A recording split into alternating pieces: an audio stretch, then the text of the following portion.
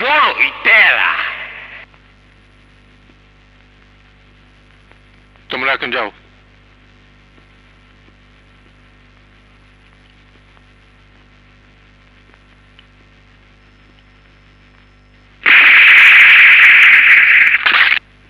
শিক্ষার পবিত্র অঙ্গনে অশিক্ষার অসভ্যতার কোনো স্থান নেই, তাই একজন শিক্ষক হিসেবে তোমাকে আমি এই শিক্ষাই দিলাম। জীবনের ঘাটে ঘাটে এত শিক্ষা পেয়েছি যে আপনার মতো অর্ডিনারি শিক্ষকের কাছে নতুন করে শেখার আর কিছুই নেই। স্কুলের বাড়তি জমিটা কেনার ব্যাপারে আমি এসেছি। সেটা তোমার আচরণ দেখে আমি বুঝেছি। শুনুন, এখানে একটা সিগারেট ফ্যাক্টরি হবে আর শ্রমিকদের জন্য কোয়ার্টার হবে। জানতো আপনার জন্য এক কোণে একটা বাড়িও তৈরি করে দেওয়া যাবে। সব সিদ্ধান্ত দেখে তুমিই নিয়ে ফেলেছ, এখন আমাকে জিজ্ঞেস করার আর কি আছে? জমি বিক্রির এই দলিলটাতে আপনার একটা সই দরকার। সই তো আমার ইচ্ছার বিরুদ্ধে গায়ে জোরেই করিয়ে নিতে পারো। তা অবশ্যই পারি, শুধু গায়ের জোরে কেন, অস্ত্রের জোরেও। হুক্কা বদনা ধান্দা আমার ভালোই জানা আছে। দেখো, তুমি যদি কিছু টাকার বিনিময়ে কারো ভাড়াটে গুন্ডা হয়ে এখানে এসে থাকো, তাহলে মনে রেখো ওই টাকা হারামের টাকা। আর যদি কারো ভয়ে বা চক্রান্তে ফেসে গিয়ে তোমার এই অধঃপতন হয়ে থাকে, তাহলে দেখ তোমার এই যৌবনকে। আরে যৌবন তো হলো জীবনের শ্রেষ্ঠ সময়, যা মানুষকে উঁচুতে নিয়ে যেতে পারে। সেই সময়কে তুমি কিনা অধঃপতনে অন্ধকার তলিয়ে যাওয়ার জন্য এই কাজ করছো। আমি আপনাকে 7 দিনের সময় দেব, এর বেশি নয়। চেহারায় তোমার শিক্ষার ছাপ, দৃষ্টিতে তোমার বুদ্ধির দীপ্তি, কিন্তু ভেতরটা কালো অন্ধকার। দেখো বাবা, তুমি যদি কারো ক্ষতি করো, তোমার মনের অজান্তে তোমার কতটুকু ক্ষতি হবে তা তুমি পরে বুঝতে পারবে। তোমার মতো সোনার টুকরো ছেলে কেন সর্বনাশী পথে চলেছো বাবা? আপনি ছাপোষে স্কুল মাস্টার, তাই আপনার ভালোর জন্যই বলছি, একটা ডিসিশন নিয়ে নেবেন। আমি 7 দিন পর আবার আসবো। দাঁড়াও। কিছু লোকের মনোবল এমনিতেই মজবুত থাকে, আর কিছু লোকের মনোবলকে তোমাদের মতো লোকেরা আরো মজবুত বানিয়ে দেয়। তুমি আমার ছেলের বয়সী হলেও তোমার কাছে আমি কৃতজ্ঞ যে তোমার হুমকি আমার সংকল্পকে আরো মজবুত বানিয়ে দিয়েছে।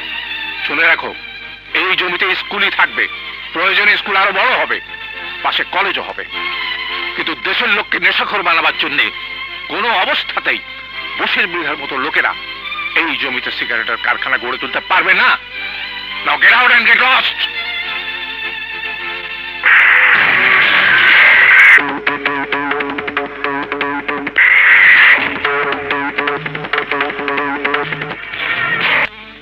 জানো রহিমা, ছেলেটি ঠিকই আমাকে 7 দিনের হুমকি দিয়ে গেছে, কিন্তু চেহারা দেখে মনে হলো খুবই নিষ্পাপ।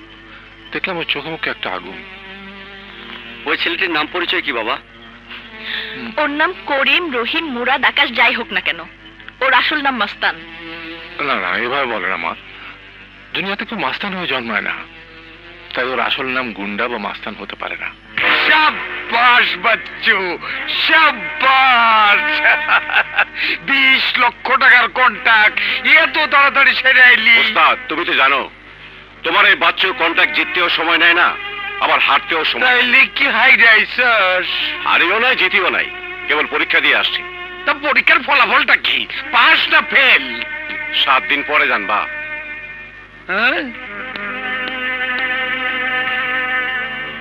7 দিন পরে জানো? এইটা আবার কোন জানাজানির মধ্যে পড়ে গেলাম। কইলে জানা মা, আমার তো মাছ ধরার সময় হয়ে গেল।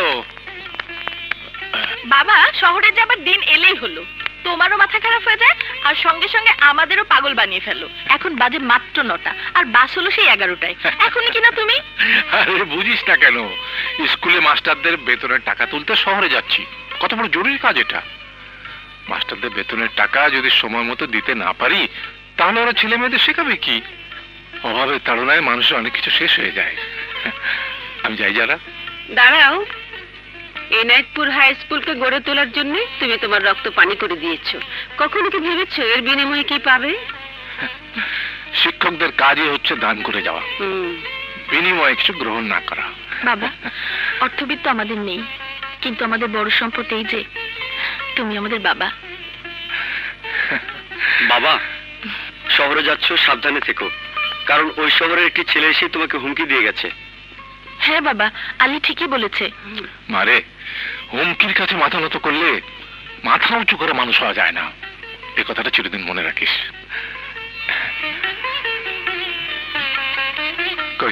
ছাড়া দাও। আসি। এসো। আসি মা, আসি।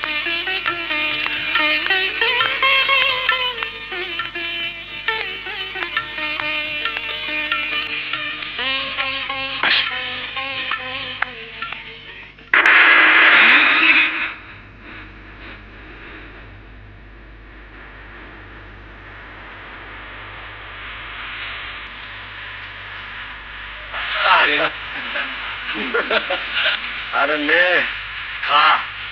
আরে পাগল হয়েছিস নাকি? আমাকে গাড়ি চালাতে হবে না। আরে এটা খেলেই দেখবি গাড়ি চলছে রকেটের গতিতে। নে খা। আরে খা, খা না। Thank you.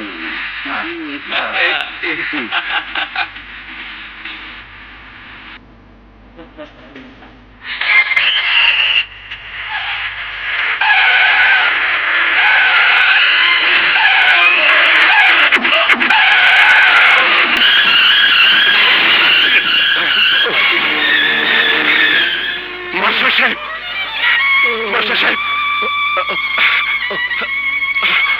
স্কুলের জমি দখল করতে দেবে বলে তুমি আমার জীবনটা এভাবে নিয়ে নিলে বাবা? বিশ্বাস করুন, আমার গাড়ির ব্রেক ফেল করেছে। কিছু টাকার লোভে এই কাজ তুমি করতে পারলে? টাকা একদিন ফুরিয়ে যাবে, কিন্তু কিন্তু আমাকে মেরে যে ভুল তুমি করলে সেই ভুলের বোঝা সারা জীবন তোমার বিবেককে কুড়ে কুড়ে খাবে।